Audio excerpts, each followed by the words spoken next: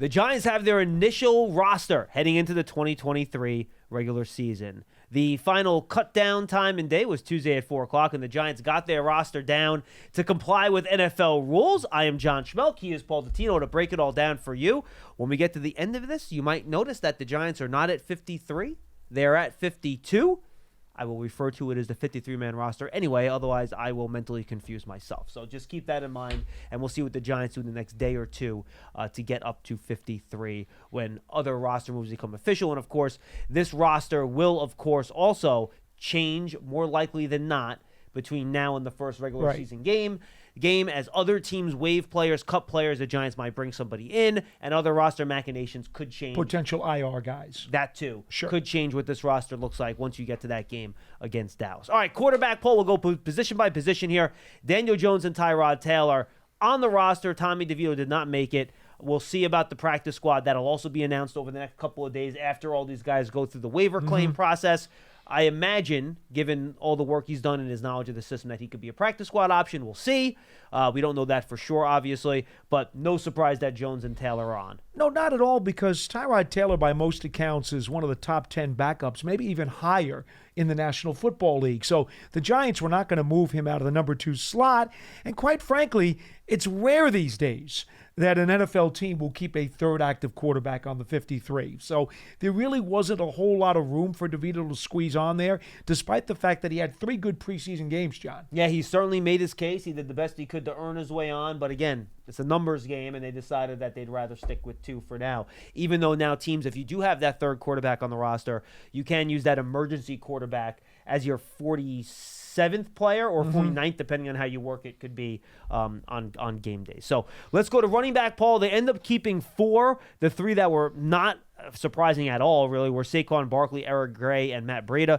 They end up keeping Gary Brightwell, even though he hasn't practiced in 2 or 3 weeks with an injury. He hasn't played in the last 2 preseason games, but he's on the final 53-man roster, and a big reason of that is that he's a core special teams player. No question. Initial 53. Let's clarify that one initial more 53. time. Because, Thank you. You know, with Brightwell, I keep saying final. I apologize, folks. With Brightwell not being available the last few weeks, he would be one of those candidates that we talked about on Big Blue Kickoff Live the other day, where after the initial 53, he could wind up going to the injured reserve list, where you only have to miss a minimum of 4 weeks instead of missing the entire season. So Jashaun Corbin, who did not make the initial 53, is a guy that you mentioned, quite honestly, in the last couple of weeks has seen some more special team snaps. It may not be a shocker if he somehow resurfaces and Brightwell, depending upon his medical situation, could be an IR candidate. And we just don't know what his injury situation is. That's something we'll keep an eye on as we move forward here. Let's go to wide receiver. The Giants keep 6, which was kind of the anticipation. Wando Robinson activated off the physically unable to perform list. He fills one of those spots now heading into week 1. We'll see if he's ready to go against Dallas or not. That remains to be seen. Joining him, again, none of these should be really big surprises. Isaiah Hodgins, Darius Slayton, Paris Campbell, Jalen Hyatt, and then Sterling Shepard, returning from a torn ACL last year. He had previously returned from a torn Achilles the previous season. He is on your initial 53-man roster. Really good to see, Paul, but one veteran that is not in this list that I just gave you was Cole Beasley. Cole Beasley had such a terrific camp, but had some type of leg injury over the course of the last week and a half or so, and consequently, it put him a little bit in a gray area. I still think he performed so well during the offseason, I would expect that there's a very good chance he winds up back in the building sometime very soon. But for the moment, he doesn't make the initial 53. One thing about Wandale Robinson, he said that all along he was shooting for week 1 on this regular season schedule, and he knows that even though he's been activated, he's going to be ramped up slowly, John. They're still not going to rush him. There's a chance that even if he's in uniform against Dallas week 1, that he might be inactive because they need to be careful with him. And I'll just add this too, Paul. Usually when you get to a situation where you're keeping 6 wide receivers on your roster, one of these guys is going to be inactive on game days. Good luck. With these 6 guys and their skills and ability, to figuring out which guy you want to make inactive on game days, or maybe they'll have all 6 active. We'll see how they end up working that, but that'll be a tough decision each week as you decide who's active and who's inactive on game day, given all these 6 are healthy on any given week. Yeah. Let's go to the tight end spot. Darren Waller, Daniel Bellinger, Lawrence Cager, all on the 53-man roster. Tommy Sweeney was placed on the reserve non-football injury list. So he had that medical situation a week ago. We don't have much clarity on that. Clearly not ready to play football at this point, so he was added to that list. And Chris Myrick was also had the injury with the hand, so he did not make the initial 53-man roster either. Right. Lawrence Cager, the guy who comes in after being cut by the Jets last year, had some flashes in some very sporadic time, but really, really solidified himself with a very strong offseason, John. I thought he played very well, caught the ball well, ran routes well. It was really, to me, not surprising to see him make it. Ryan Jones, the other healthy tight end, he also did not make the initial 53. Perhaps you will probably want to have a tight end on your practice squad as the only healthy one remaining from that group. He might end up being a practice squad potentially. candidate. You never know. We'll see how that goes. And again, that'll be announced over the next couple of days as players go through waivers and teams put their practice squads together. Remember, the veterans with more than 4 years of experience do not need to go through waivers. So the other players all do. Just keep that in mind as you see teams put their practice squads together over the next couple 4 years of days. or more. Correct. Right. Let's go to offensive tackle, Paul. We'll separate the O-line that way. Just 3. Andrew Thomas, Evan Neal, and Matt Parrott. Tyree Phillips, a guy that we thought could be in the mix in this spot, did not make the roster. And then, of course, you had Corey Cunningham was let go, as was Julian Davenport. Hamilton was waived injured the other day. And Devery Hamilton, too. Wyatt Davis was waived injured as well. He, of course, suffered that high ankle sprain. So really a guard, but had to play a little tackle. He had played tackle in the preseason, which is why I put him in this group. That's correct, yes. So that's kind of where we stood in terms of offensive tackle. Tyree Phillips had been dinged up lately. We don't know the specifics of his injury, but he came back to practice the other day and had some reps. So right now, did not play in the last preseason game. He did not. Right. And they only have 3 tackles on this initial 53. That's very surprising. Unless you believe that Marcus McKeithen, who has not played tackle since he's been here this year. Now, last year he took a few snaps, but this year he also did not play tackle in college either. No, he's exclusively a guard. Unless they think that he is the, quote, 4th tackle, the emergency tackle behind the number 3 guy, Matthew Pert, I got to think that might be a primary spot to see some movement in the next week. Azudu, another guy that if you go back to college, maybe he had very limited action at tackle. Not a lot, but he hasn't done really anything since he's been with the Giants. No. So that brings us to the interior offensive line, Paul, so let's go there. Yeah. John Michael Schmitz, Mark Lewinsky, Josh Azudu, Ben Bredesen, Marcus McKeithen, and then Shane Lemieux, who I know put a big smile on your face and mine as well to see Shane on this first group of 53 players. Finally having a fully healthy body of work to put out on the field. Lemieux played extremely well at guard in 2 of the 3 preseason games. Against Carolina, he was okay, but the snaps at center, I'm sure he would like to have had those back. The point is, his tape at guard was very solid in preseason games 1 and 3. And he's a bulldog type of guy that, Bobby Johnson, the offensive line coach, likes. The least surprising of this group, Graham Gano, Jamie Gillen, Casey Kreider, the 3 special teamers. Not a surprise there. Not at all. And Graham Gano, my goodness, 2 50-plus yard field goals the other day against the Jets and room to spare. Yeah, 58 and 57, just booming the ball all over the place. Really, really unbelievable seeing those kicks and how they just, basically looked effortless. And he's an older kicker too, and unbelievable. Really good job. Fun to watch. The Cameron Lyons, the other long snapper in camp, was let go. He was waived. So just one of the guys that was still here, but did not make the 53-man roster. All right, let's go to defense, Paul. We'll start up front with the big boys. We talked about the potential of 7. They only keep 6. Ryder Anderson was kind of the one in that group that was let go of the big guys, and then some of the vets that were let go too, like Brandon Bryant up front, Kobe Smith up front. Those are some of the vets that were let go of that defensive line group. The guys that made it, Dexter Lawrence, Leonard Williams, Nacho, Ashawn Robinson, Jordan Riley, and then DJ Davidson, who I know we had a kind of debate about him on BBK a little bit earlier in the week. The front office and coaching staff must like him enough for a guy that hasn't played a snap, really, of NFL football yet, but they've seen enough in practice where they think he can help the team. So He's on the roster along with rookie Jordan Riley. Davidson and Ryder Anderson were both in a real gray area because they had missed so much time due to injury, John. And so we really did not know, as we discussed on Big Blue Kickoff Live, how to grade those guys. There was just so little tape available. And ultimately, the draft choice, the former draft choice, Davidson, who was selected last season. 5th round, right? Yes, wins out over the former undrafted rookie free agent, Ryder Anderson. That's not to say that Anderson won't be back, but at least for the moment, he's the odd man out.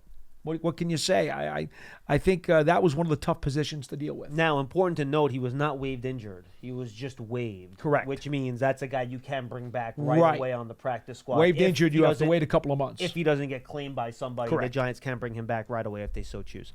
All right, let's go to the edge position, Paul. Kayvon Thibodeau, Azeez Ojulari, Jihad Ward. And then the only other player, and I'll throw him into this category, even though he's not really a full-time edge player, but just for our conversation, This is where I'll include him because he's going to play a bunch of different spots. Isaiah Simmons. And those are really the only true guys that'll rush off the edge on this group. We'll see if somebody else might get added over the next couple of days if a transaction gets completed successfully. We'll see if that happens. But as of now, that's all you got outside.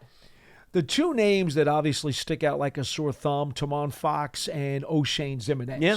Guys who had done some things while they were here in previous seasons. Fox, of course, was a rookie last year. And, I think that one surprises me a little more. Yeah, me too, a lot, because Wing Martindale and Brian Dable have both said very nice things about him when they've been asked. He showed in his short time that he's got something, not just with the pass rush, but also stout against the run. Strong player. He's been a good special teamer, too. He's no been question. Very sound all around. So that one is probably a bigger puzzler because Ximines has been here longer, which would have given him more of a chance to shine. And yet his play had been inconsistent. Seemed to do better last season. But for the moment, and again, I say for the moment, they're not here. It would not surprise me if either one of those two guys or both of them wound up back in the building in some capacity very soon. Yes, totally agree. Inside linebackers, Bobby Okereke, Micah McFadden, Carter Coughlin, and Cam Brown. Fans might be waiting for me to continue. And you know where I'm going.